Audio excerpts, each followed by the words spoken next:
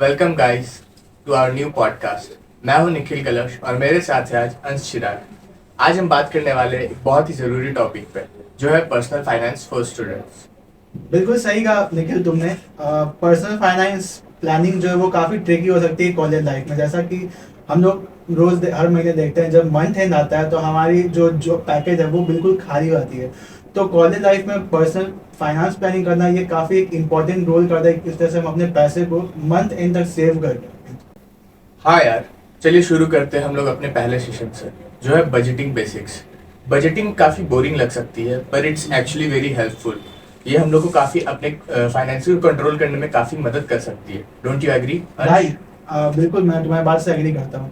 एक आप ऐसा कर सकते हो कि आप अपने एक्सपेंसेस का, अपने इनकम का एक ओवरव्यू अपने पास रखो कि आपके पैसे कहाँ खर्च हो रहे हैं, कितना आपका इनकम है, कहाँ से आप पैसे जनरेट कर रहे हो। एक्सपेंस में जैसे कि आप कैसे फूड में पैसे खर्च कर रहे हो, क्या आप किस सामान को खरीदने में हर मंथ पैसे खर्च कर रहे हो। तो उसका आप एक ओवरव्यू बना के रखो ताकि आपको एक पता चले कि हाँ, मेरा एक्सपेंस इतना है और इनकम इतना है। एक सिंपल रूल फॉलो कर सकते हैं, मैं आप सबको बताता हूँ। You will agree also. Yes yes. 50-30-20 rule. 50% जो है हम अपने नेसेसिटीज पे खर्च करें, हाँ 30% जो है हम अपने वांट्स पे खर्च करें और 20% हम सेविंग्स कर दें। बिल्कुल सर, मैं तुम्हारे बात से एकदम एग्री हूँ। इसके लिए आज के टाइम में टेक्नोलॉजी इतनी वास्ट हो गई है, तो आज के टाइम में काफ़ी सारे हेल्पफुल ऐप भी हैं जो आपके इनकम को ट्रैक कर सकते हैं। उसमें आप जिस तरह से डेटा फीड करते हो, जिस तरह से आप अपने इनकम और क्या कहते हैं एक्सपेंसेस को उस पर फीड करोगे, तो वो ऐप्स, फ्री ऐप्स आपको बताती रहेंगी कि क्या आपका इनकम हर महीना में चल रहा है, कैसे खर्च हो रहा है। तो इससे आपका जो ट्रैकिंग है आपके इनकम का वो काफ़ी ईजी हो जाएगा और आप काफ़ी ईजी तरीके से अपने एक्सपेंसेस को ट्रैक कर सकते हो। एक रोड मैप क्रिएट करके देंगे हाँ। आपके एक्सपेंसेस को मैनेज करने के लिए। एग्जैक्टली। अगला पॉइंट है सेविंग्स। यार सेविंग्स करना बहुत इंपॉर्टेंट है, बहुत चाहे वो important। थोड़ा ही क्यों ना हो। एग्जैक्टली।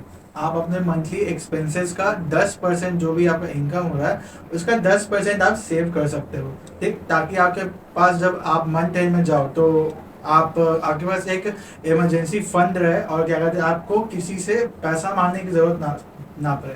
या आप एक गोल सेट कर सकते हो कि हाँ, मेरे को आज से 4 महीने बाद क्या कहते हैं एक फ़ोन खरीदना है। अट्रैक्टिव बना सकते हैं सेविंग्स को। हाँ। जैसे कि आप एक गोल सेट कर लो, जैसे मुझे एक नया फ़ोन लेना है, तो फ़ोन लेने के लिए मुझे सेव तो करना होगा। या ट्रिप प्लान कर लो कि मुझे लद्दाख जाना है, तो वहाँ जाने के लिए मुझे सेव तो करना होगा। तो आप एक ऑटोमेटिकली सेव करना स्टार्ट कर दोगे अपने इनकम को। तो आपके पास एक सेट गोल है कि मुझे इस चीज़ के लिए सेव करना है। और ये आपको एक मतलब कि स्ट्रक्चर देगा कि आपका एक मतलब कि हैबिट बन जाएगा कि हाँ, हमको हर महीने पैसा सेव करना है। चाहे आपका कोई गोल हो चाहे नहीं हो, बट अगर आप एक गोल के टुवर्ड्स बढ़ते हो कि मेरे को इस चीज़ के लिए इतना पैसा सेव करना है, तो इन फ्यूचर आपको आपके माइंड में रहेगा कि हाँ चलो अब आप सेविंग करना सीख गए हो, तो आप हर महीने सेव कर सकते हो। वो आप एक आपका एक हैबिट बन जाएगा सेविंग करना। बहुत इंपॉर्टेंट सेविंग करना। प्लानिंग आप कर सकते हो, अच्छे से प्लानिंग करोगे तो सेविंग्स भी आपकी बहुत अच्छी होगी। सेविंग करना है फ्रॉम इनकम, क्योंकि लद्दाख के ट्रिप में है बहुत इनकम। इनकम बहुत इंपॉर्टेंट है यार। लद्दाख ट्रिप जिसका प्लान नहीं होता जाना, मेरा भी है। हम दोनों जाएंगे। Exactly bro. नेक्स्ट अब बात करते हैं डेब्ट की। कॉलेज लाइफ में लोन लेना काफ़ी कॉमन है, स्पेशली ट्यूशन फी पे करने के लिए। यार बहुत ज़रूरी है। मतलब ज़रूरी नहीं है, अगर तुम्हारे पास इमरजेंसी, अगर तुम्हारे पास इमरजेंसी फंड नहीं है देन तुम लोन लो। एक मतलब कि जब तुम लोन लेते हो तो ये बात हमेशा ध्यान रखो कि जो टर्म एंड कंडीशन तुमको कंपनी प्रोवाइड करी उसको ध्यान से पढ़ो। रीपेमेंट का एक स्ट्रक्चर बना लो, रोड मैप बनाओ कि तुम्हारा जो इनकम है उसके हिसाब से तुम कितना लोन, उसके हिसाब से लोन की प्लानिंग करो, किस तरह से तुम ईएमआई दे पाओगे कि नहीं दे पाओगे। उसके साथ तुम अपने सेविंग्स को भी देखो कि हाँ भाई मेरे पास इतना पैसा है तो हम कर लेंगे, तभी तुम क्या कहते हैं लोन लो। क्योंकि आज के टाइम ना देखो, लोन ट्रैप बहुत खराब चीज़ है। एक बार तुम उस ट्रैप में फंस गए तो उससे निकलना बहुत मुश्किल है। तो इसलिए मेरे हिसाब से ये वर्दी चीज़ नहीं है स्टूडेंट्स के लिए, ठीक। जब तक तुम्हारे पास या तो तुम एक्सपेंस या तो तुम पाते हैं ये हो घर से पैसा उठा रहे हो, तब तक मेरे ख्याल से ये वर्दी चीज़ नहीं है तुम्हारे स्टूडेंट्स के लिए। एक काफ़ी ट्रेंड चला हुआ है क्रेडिट कार्ड लेने का। यूथ भी काफ़ी ले लेते हैं क्रेडिट कार्ड। उनके पास इनकम भी नहीं रहता है, उनको रीपे करने का कुछ समझ नहीं है कि कैसे रीपे करना है, फिर भी वो ले लेते हैं। क्या कहना चाहेंगे आप इस ये पर? क्रेडिट कार्ड का जो लूप होल है ना, ये बहुत बेकार है। ये बहुत बड़ा डेट ट्रैप है आज के टाइम का।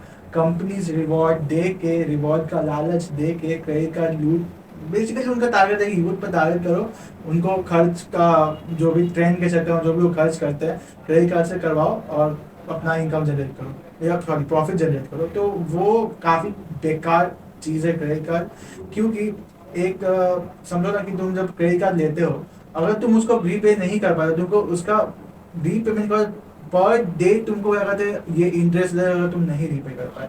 टाइमली रीपे करो तो कोई दिक्कत नहीं है, इंटरेस्ट उतना नहीं लगता है, लेकिन नहीं रीपे कर पाने पे टाइम पे तो वो डेली का तुमको इंटरेस्ट सोच लो बहुत ज़्यादा लगता है।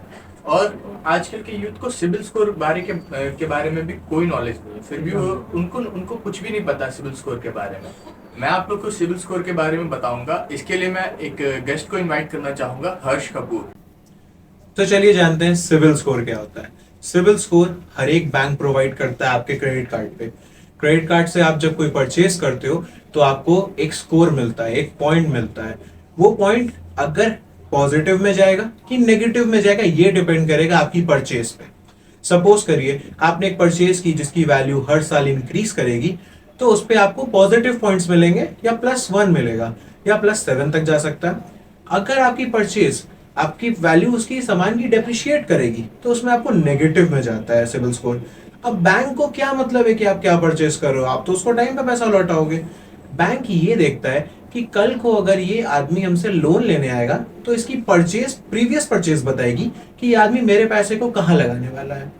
तो अगर बैंक को पता है कि आपने गोल्ड खरीदा तो गोल्ड की वैल्यू इंक्रीज करती है, जनरली डिक्रीज करेगी भी तो सबको पता है कि इंक्रीज कर जाएगी कुछ टाइम में, तो वैल्यू इंक्रीज करेगी। बट आपने अगर एक कार खरीदी, कार आपने 5 साल चलाई, तो उस कार की वैल्यू अगर 100 रुपए थी तो 5 साल चलाने के बाद उसकी वैल्यू हर साल 10% से डिप्रिशिएट की और वो 50 रुपए हो गई। अच्छे समझाने के लिए मैंने 100 रुपए का लिया था एग्जाम्पल। तो वैसे ही बैंक ये देखता है कि आपने जो परचेज किया तो आपने उसमें गुड परचेज किया कि बैड परचेज किया। अब बैंक आ गया चल के आपको लोन देगी तो उसको ये पता होगा ना कि मेरा ये पैसा ये कहाँ इन्वेस्ट करेगा, और अगर इसने सही जगह इन्वेस्ट किया तो वो पैसा टाइम पे मेरे को रीपे करेगा। तो इससे बैंक का प्रॉफिट है। इसलिए बैंक आपका सिविल स्कोर चेक करती है आपको लोन प्रोवाइड करने से पहले। अगर आपका ग्राफ नेगेटिव में है तो वो लोन आपको नहीं देगी, लेकिन अगर आपका सिविल स्कोर पॉजिटिव में है तो आपको लोन मिलेगा। That's all. हर्ष ने आपको जैसी इन्फॉर्मेशन दी होगी सिविल स्कोर के बारे में, आई थिंक वो आपको काफ़ी अच्छा लगा होगा। कमेंट में आप बताना मुझे, आप क्या उससे एग्री करते हो, डिसएग्री करते हो, क्या आपको लगता है, अपने व्यूज़ आप कमेंट में शेयर करना।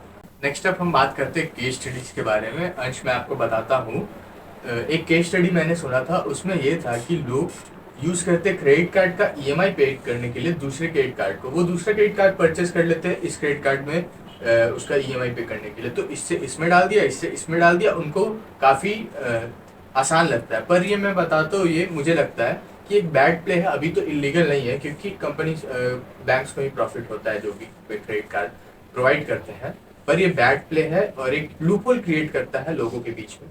आप क्या कहना चाहते हैं इस बारे में? सबसे पहले तो मैं कहूँगा ये इलीगल नहीं है, इसलिए इलीगल है जैसे तुमने बताया अभी कि बैंक्स को प्रॉफिट होता है, exactly. इसलिए बैंक इसको इलीगल नहीं कर सकते, उनको तो पैसा कमाने से मतलब है। इसको मैं तुमको इस तरह समझाऊंगा कि मेरे एक एग्जांपल देते हैं, मैं एक पर्सन हूँ, एक और है यहाँ पे एक पर्सन, ठीक। सो मेरा पर महीना का इनकम है 60,000, ठीक। उसमें मैंने एक क्रेडिट कार्ड लिया, एक ही क्रेडिट कार्ड है मेरे पास, उससे मैंने 50,000 स्पेंड कर दिया शॉपिंग में, ठीक। मेरे को 50,000 मंथ के एंड में पे करना है, ठीक। तो अब उस तरह से हम अपना क्या कहते हैं मेहनत करेंगे कि 60,000 मेरे पास पूरा है और उसमें से 50,000 हम दे दें बैंक को, जो मेरे लिए बहुत बड़ी बात हुई कि 60,000 में से 90% ऑफ मनी मेरा गया EMI में, ठीक। वहीं दूसरा आदमी है, उसके पास 2 क्रेडिट कार्ड है, ठीक। उसके पास उसका भी सेम इनकम है 60,000, पर वो क्या किया कि उसके दोनों कार्ड का 1-1 लाख का लिमिट होगा मान लो, तो वो 60,000 एक कार्ड से दूसरे कार्ड का A कार्ड का पेमेंट कर दिया, ठीक। और फिर जब B कार्ड का टाइम आया तो A कार्ड से पेमेंट कर दिया। ऐसे उसके पास क्या हुआ कि उसके पास जो अमाउंट है ना उसको पे करने के लिए टाइम बढ़ा हुआ है, ठीक। वो जो लूप होल है उसके साथ वो खेल रहा है। मेरे पास टाइम नहीं है, मेरे पास एक ही क्रेडिट कार्ड है और एक मेरा सोर्स ऑफ इनकम है, उससे मेरे को सब चीज़ करना है। उसके पास एक्स्ट्रा से 2 क्रेडिट कार्ड है जिससे वो पेमेंट करके अपना जो अमाउंट है जितना आपने स्पेंड किया है क्रेडिट कार्ड से वो उसके पास उसको रीपे करने के लिए उसके पास ज़्यादा टाइम है। यही इसका एक फ़ायदा होता है, लूप होल जो है उसके साथ उसने खेल दिया, यही एक वो फ़ायदा होता है।